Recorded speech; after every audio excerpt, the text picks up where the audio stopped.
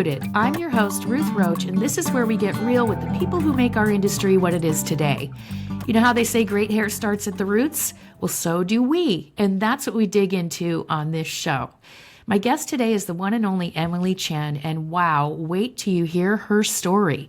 From overcoming early life challenges to building Brooks and Harlow Salon to crushing it as an influencer, her journey is all about turning obstacles into opportunities.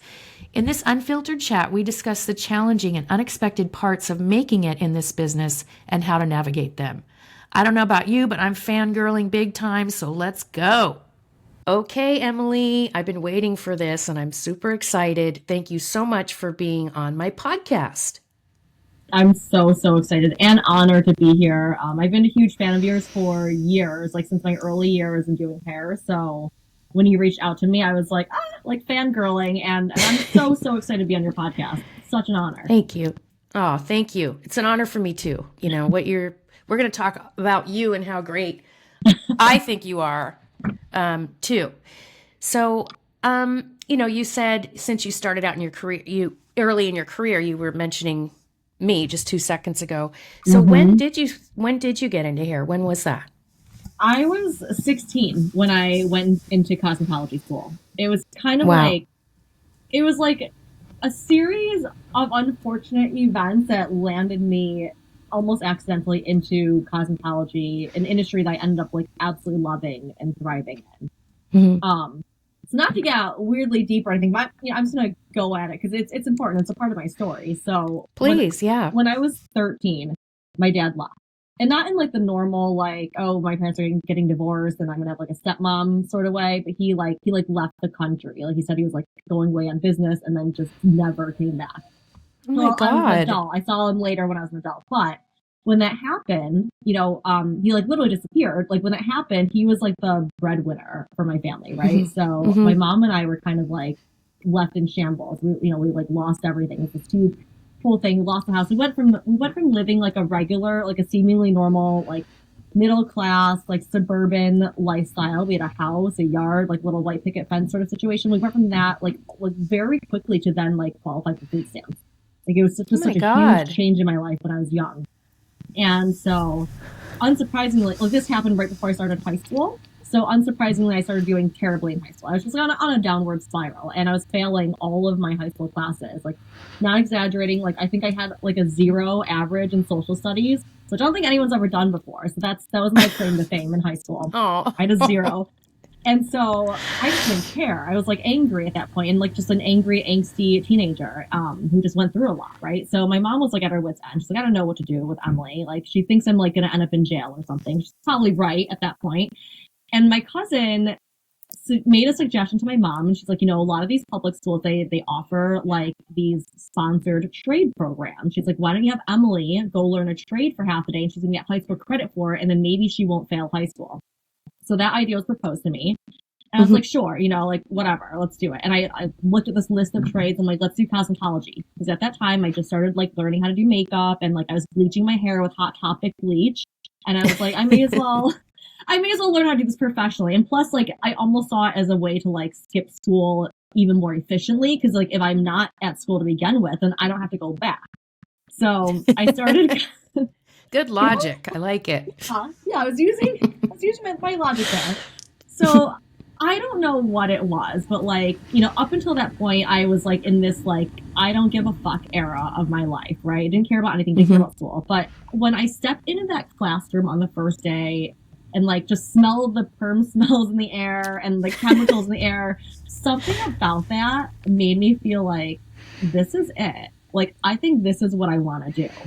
And I'm a naturally creative person. My mom's an artist. I love writing and drawing and painting. I was always into things like that.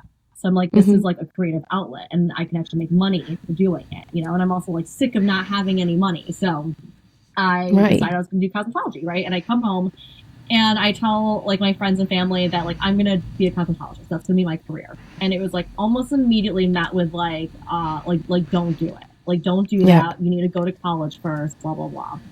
And then in that era of my life where I was just being really defiant and just unhinged, and not in a great way at that point, I was for some reason it lit some fire under me where I was okay, like you don't want me to go to cosmetology school and be a hairdresser. I'm definitely going to be a hairdresser now. I'm definitely doing that. Yeah. So I dropped out of high school and just pursued cosmetology and just put all my eggs in one basket. And something at that point, I was just so determined to like prove everyone wrong that like I could be a successful person doing hair.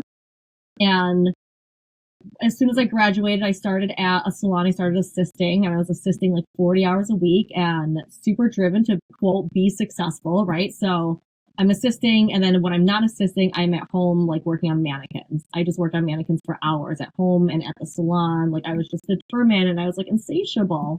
And all of that paid off. You know, I took every opportunity I could to like to learn and get education, whether it was from the salon or whatnot. But it paid off because by the time I was in my early 20s, I was earning six figures as a hairstylist. And this was like in the early 2000s. And I'm not talking Which is, yeah, figures like revenue. I'm talking six figures like income. Yeah. And as a commissioned stylist, I was like an employee. I had benefits and I was like living the dream. Like, you know, I had like PTO and health insurance and making six figures. And at that point, I was like, this is it. I'm like, I've made it. I'm like 22 years old. And I'm like, I'm making more money than all my friends and so many people in my family. And I'm a high school dropout and I do hair. And I just like lived my life that way for a couple of years. But then one day my boss was like, you need an assistant. Like, you're too busy. We can't book you with anyone. You need an assistant. And I was like, at first, like, oh, that sounds cool. Like, how fancy. I'm going to get an assistant. Like, I saw it as more of a status thing, like when it was just like proposed to me. And then so we hire my first assistant. Her name's Lindsay. And she still works with me to this day. So we bring on Lindsay and I go to my boss and I'm like, okay, so like, what do I do? And he's like, I don't know. He's like, this is your assistant. Like, figure it out. Train them. Like, train them to be a stylist. And I'm like, well, shit. Okay. Like, there was no formal program. So I made the program. But it was a weird, like, turning point in my career where, like, up until then, I had just been living for me. It was all about me, me, me. And, like, I'm suddenly like, I am, like, responsible for putting this person on the right path. And also at that point in my life, I was so grateful that this industry had given me so much. Like, it literally changed my life. And I was like, I want this industry to change this person's life too. So I'm going to get emotional now. Wow, that's amazing. So I realized, like, becoming a mentor, like how good it felt just like training someone and showing someone how to do something and like seeing like the light bulb moments happen and then watching them become successful. So from there on out, I had a new assistant every single year. Apparently I did a good job with the assistant program because then I became like the educational director of the salon and I would train all the assistants.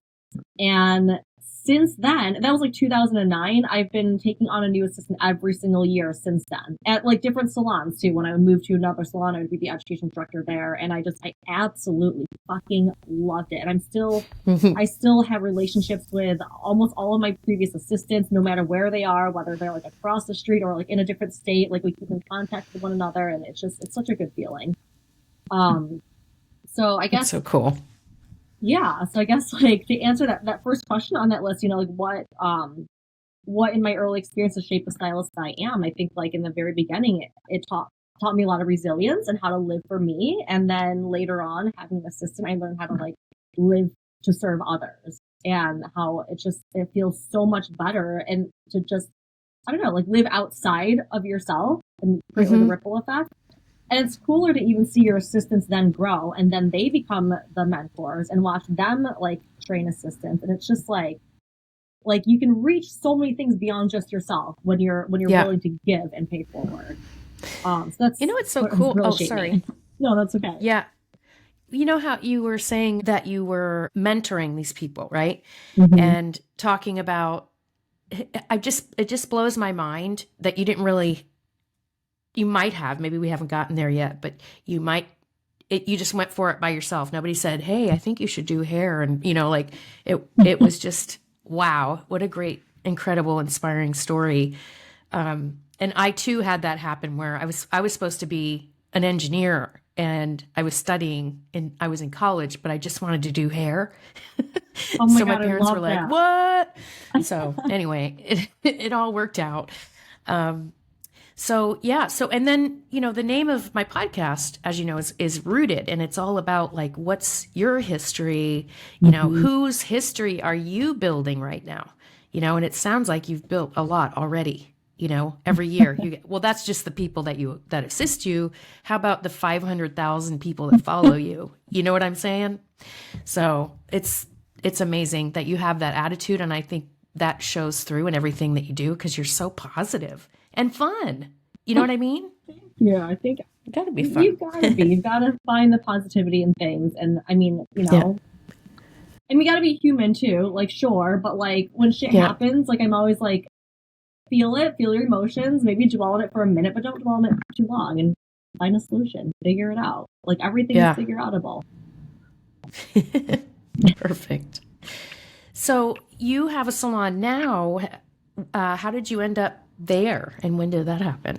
So I opened up Brooks and Carlos Salon in 2018. And I was at that time I was at a salon as a commission stylist. I've been like a commission employee almost my entire career. I loved the model because I was able to like go to work, do my thing, come home, again, have the benefits, have all my tax things taken care of, all my supplies taken care of, and still make a good living, right? So I've always been a big supporter of like commission salons, like when they're run, when they're led appropriatly.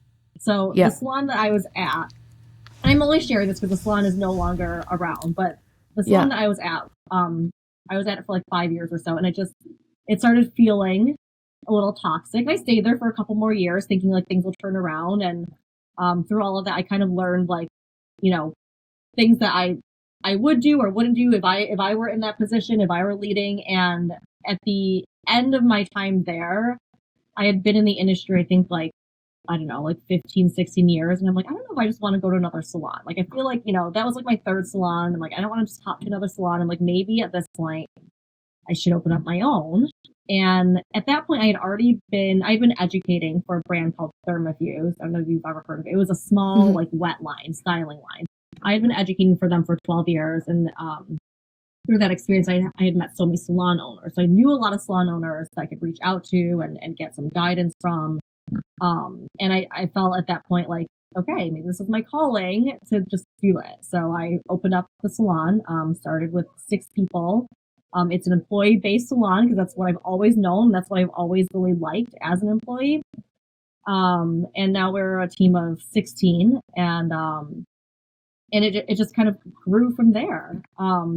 And I'm glad I waited until 2018, because I don't think I would be the same leader I am today and same salon owner if I had started it earlier and not had, I guess, the experiences that I've had leading up until then.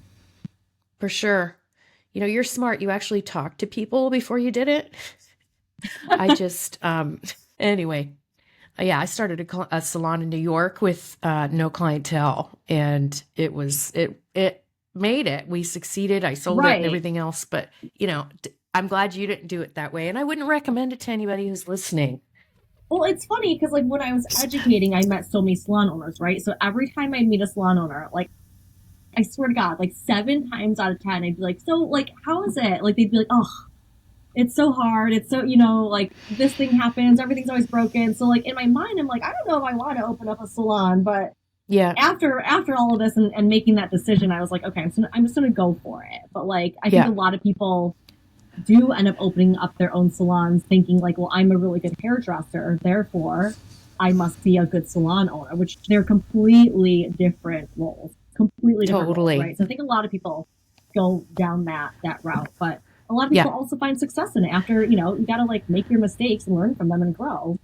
Yeah. Which is what you did, and you grew yours. And it was great, and I loved it, and I'm glad I'm not doing it anymore. You know what I mean? It was it was great, but like you said earlier in our conversation, going to working at a salon and then leaving at the end of the day. But what was cool was I sold it to one of my team members. Oh, I love that. Then I got to go in, boss everyone around, and then leave at the end of the day. It was perfect because I stayed on, God. Oh, I love that.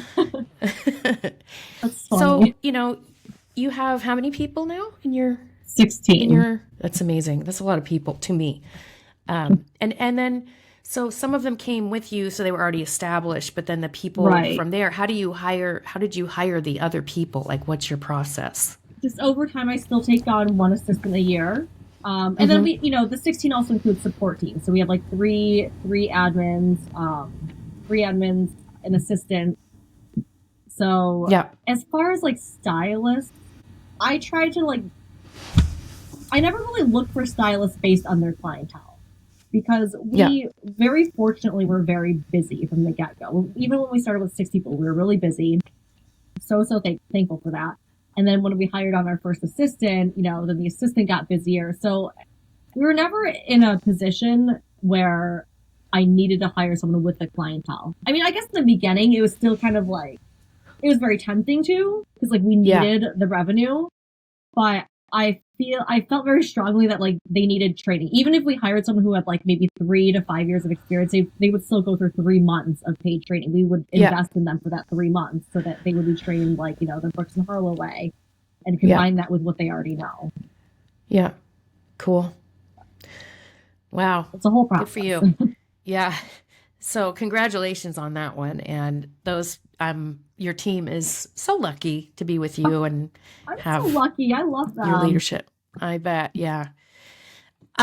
So, obviously you're wildly successful as an educator and a leader now in our industry.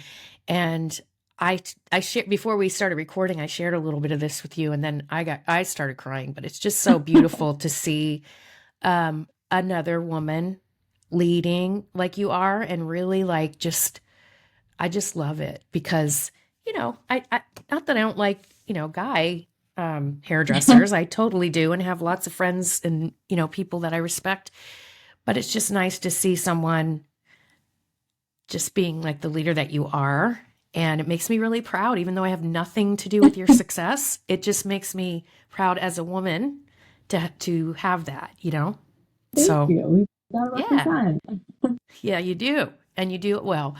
So can you share a defining moment in your career when you knew that you knew, besides smelling the perm solution when you walked into the school, that you knew you were doing the right thing or on the right path, or a time, Like, I mean, I think making 6 figures. That was like, I just remember like the year before where I got my W-2 and it was like almost 6 figures. And I'm like, this is the year. This is going to be the year, And that was like early on in my career. And, that I think that was definitely more of like an ego thing. I just wanted to see that number to just say I did it. But it did make me realize like, this isn't a joke. This is like a real career. Like, you can make real money from doing this. Yeah. Defining moment. Well, I think you had a lot of them, even from what, and so it is hard to pick one because even with what you told me so far, it's like, wow. I'm just like thinking back on that, like things that like tell me that I'm on the right path, right? A defining moment. I think things that like that validate that I'm on the right path, honestly, is feedback I get from hairstylists or salon owners who I've talked to or trained or done coaching with. And when the feedback is good, like I tried this thing, Emily, and it worked really well, or I did this, or I came up with this plan. And like, that's like what feeds my soul. And that's what makes me feel like, okay, like I'm on the right path. Like this kind of thing keeps happening. So let's keep doing this then. Yeah. And relationships are so important, right? Those, people that you trust and respect. And, I've been talking to a lot of those people lately, catching up. Yeah. So you have a lot going on. And, I heard you speaking on your social media about when things sort of flipped for you. You were talking about Presley Poe and Friends and yes. we'll talk about that. And that was really interesting. So, talk a little bit more about that. So, I mean, you were a part of it. So my social media didn't start blowing up till 2022-ish, and at that point I had already been like a stylist for like a lot of years. I've been an educator for a lot of years. I had found success in the industry as an owner and as a stylist. And then the social media thing started happening. So in 2022, I started focusing more on education. Because again, I love teaching. So I'm like, if I'm going to teach people at the salon, why not put it on the internet and see who else I can reach, right? And so as it's been growing, I mean, it's wild, just like the opportunities. And I'm so incredibly thankful for the opportunities coming my way. And many of these opportunities include like getting to meet and know people who I've like fangirled my whole career, people who I've like looked up to and admired. You know, Presley being one of them, you being one of them. And like I remember every single time someone who I've followed for years, like follow me back on Instagram, and I'm like, holy shit, you know? Yeah. Um, Yep.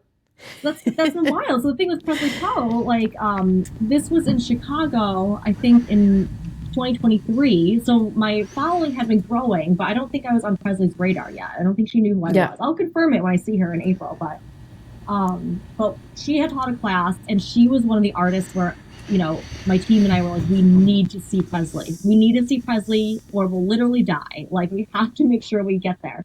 So we got there super early, you know, got a good spot there, watched her whole presentation. And of course, afterwards, like, I always like getting pictures with people that like I love and admire. So I'm like, we got to get a team picture with Presley.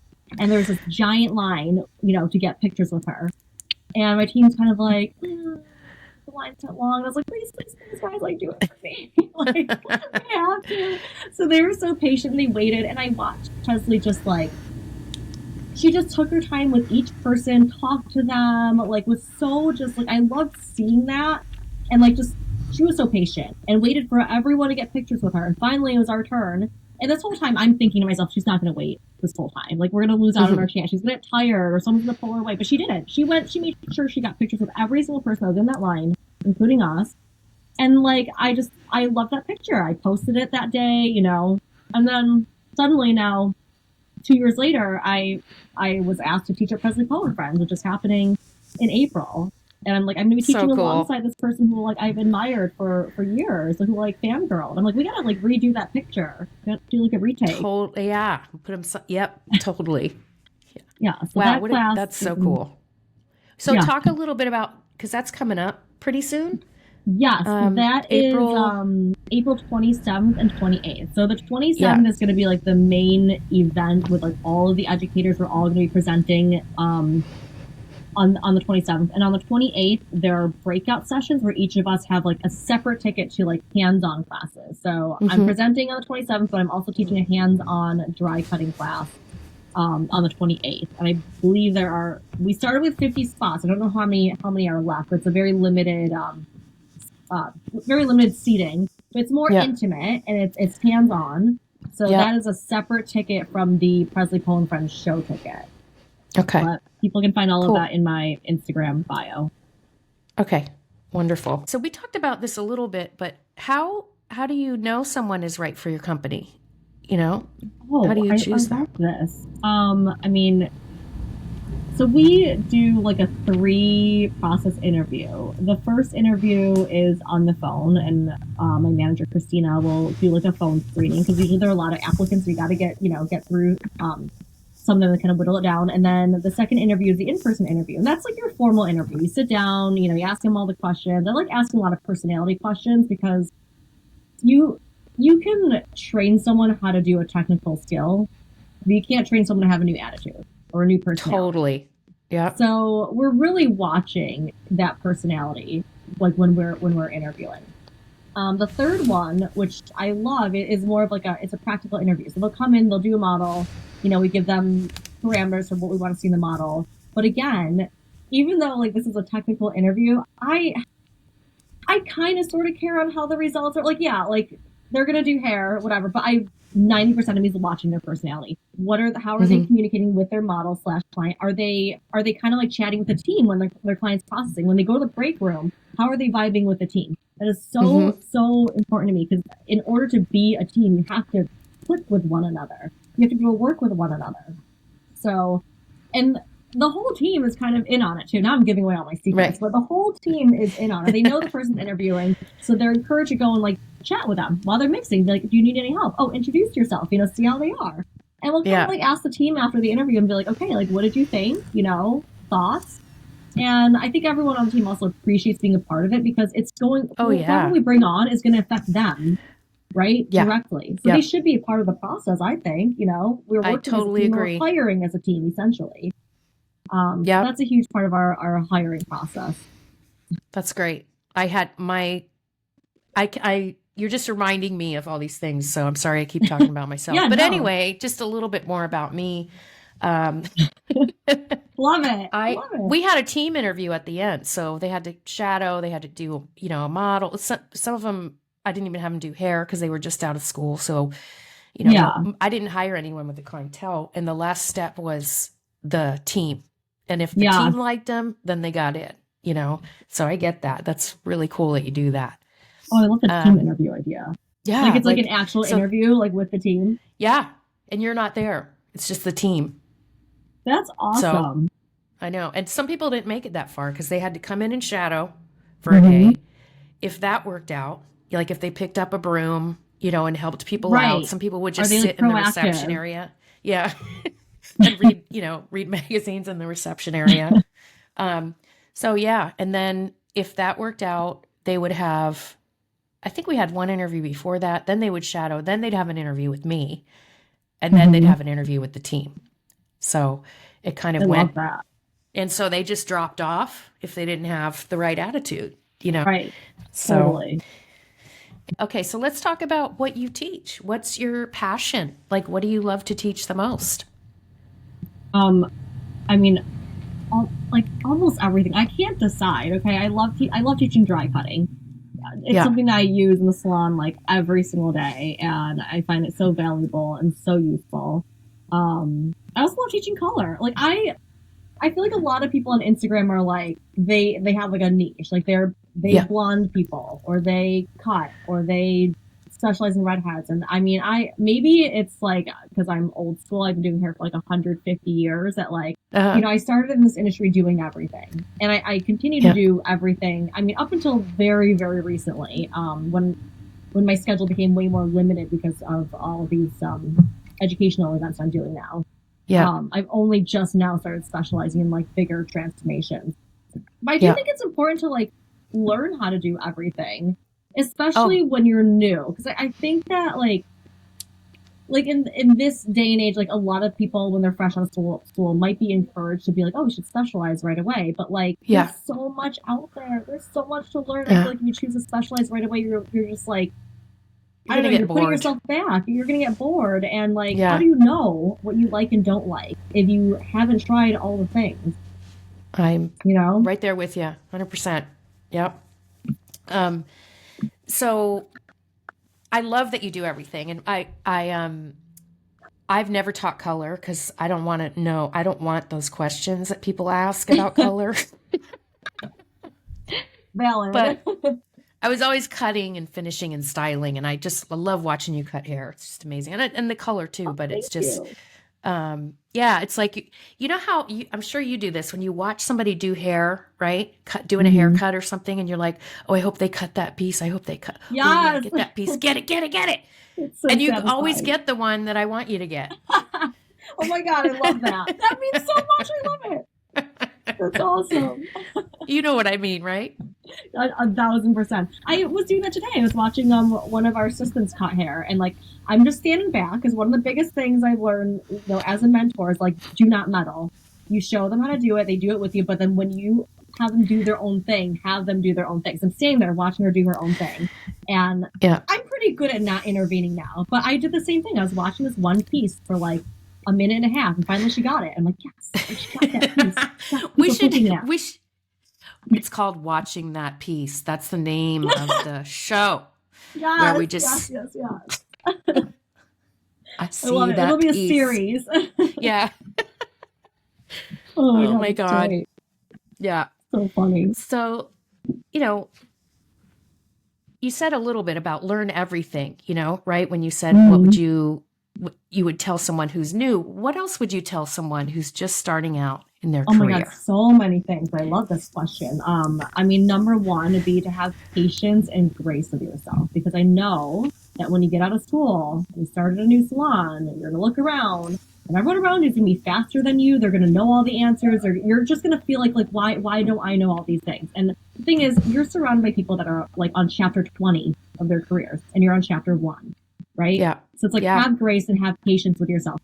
Grace with yourself when you make mistakes. I'm not saying if you make mistakes, but when you make mistakes, because you will. You'll make mistakes when you're new. You'll make mistakes when you're 10 years in, when you're 20 years in, and they're going to fucking happen. And I think like, I I don't know, when I first started doing hair, I was so afraid to make a mistake. I was afraid to look incompetent. I was afraid to even like let my colleagues know if I made a mistake. And that, looking back, I'm like, I wish I felt more safe to do that, because I think I would have learned so many things faster if I had the permission, gave myself permission to be like, okay, I fucked it up. Now what? How do I fix it? And then how do I learn from it? So just like embrace those things. You got to be bad before you're good, and good before you're great, and great before you're fucking awesome. That's great. I love that. That also needs to go on a t-shirt. Yes, I love that. Now, a lot of people want to do editorial and photo work and that kind of thing. And what would you say to people who want to do that? I would say reach out to Ruth, because I don't know. That's like I love like watching like people like at NAHA and all this beautiful editorial. I don't do a lot of editorial work. I think it's beautiful. I think it's amazing. I think it's just like a whole other category. It is, right? Say to reach out to you. Oh my gosh. Thank you for that. Okay. And here's another one. A lot of people think they look at you or they look at someone and they go, wow, they're so creative. I'm not creative. What do you say to those people that don't think they're creative? Not creative. I feel like everyone is a little creative. And honestly, I don't know.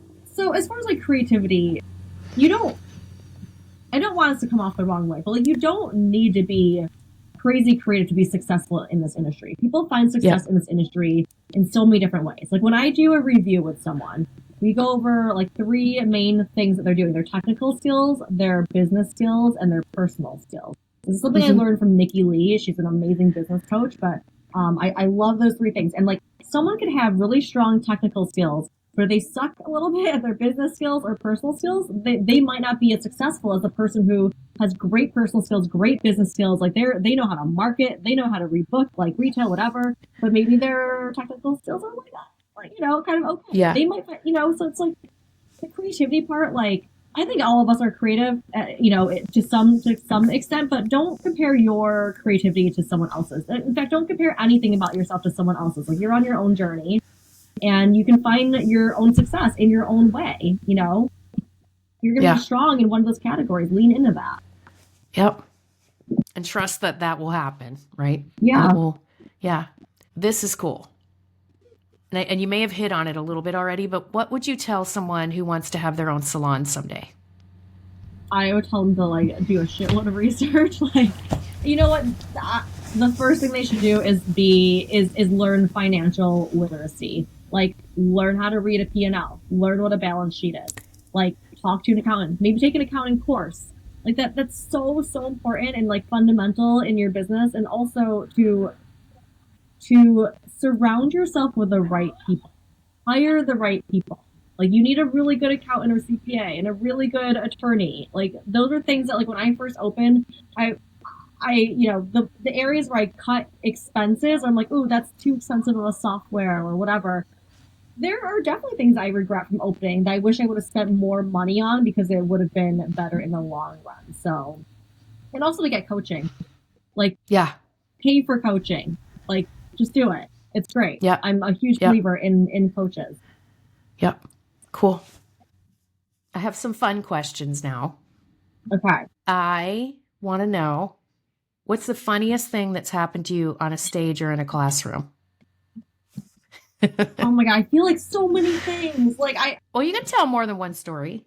So, I mean, I feel like actually one of my favorite things that happened was in Kansas City a couple months ago. So I was showcasing like how to slide cut, and in this particular technique, I'm going back and slide cutting and like turning these little I'm making little points out of hair, right? So I look out into the crowd. I'm like, so it's kind of like sharpening a stick. You know when you sharpen sticks and then everyone's like blank stare because no one sharpens fucking sticks.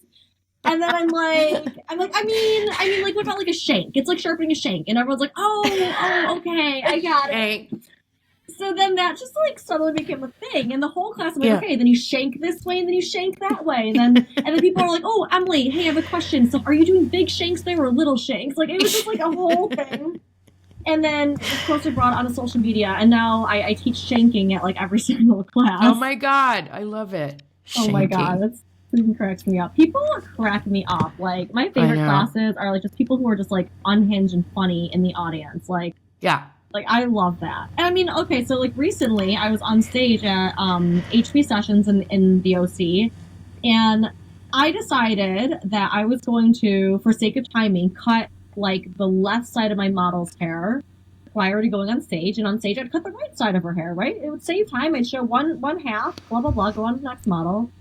And I don't know what happened, but at some point, like, I must have cut the right side slightly differently, because then I'm looking out into like a crowd of 200 people and I'm like, okay, so I'm going to pick up this middle section of cross check, and I pick it up. It should be a U shape. I said that so confidently because I've done it 1,000 times. But I pick it up, and it is the most jacked up. It is not a U shape. It is like a crazy looking, like. And then I just started laughing, and I was like, well, shit. You know, and then everyone started laughing. And then it was a great segue into what I was saying earlier about, like, you know what? Mistakes happen. What you got to do is you got to acknowledge the mistake, fix it, and learn from it. So then I went through this whole thing with the crowd, trying to backtrack, figuring out why my section did this, because the why is so important, if not the most important thing.